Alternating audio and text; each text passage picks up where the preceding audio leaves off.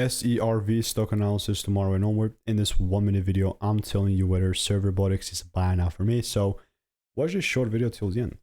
Yes, I'm looking at the stock that's being just 1% down. Like, that's nothing. This is the performance for Tuesday. But bro, look at this, right? I've talked about this in the previous video. This is the vertical line when this video was made, when I called it out bullish, and since then it's been risk-free.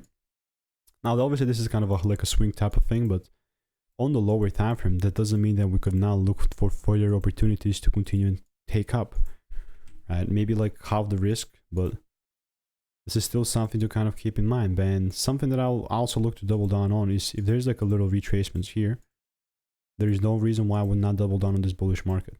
Like, really no reason. So all I'm doing in the meantime is waiting. Caps, of course. If you want to learn to make more money by taking less trades, click the first link in the description. All reviews are 5 stars.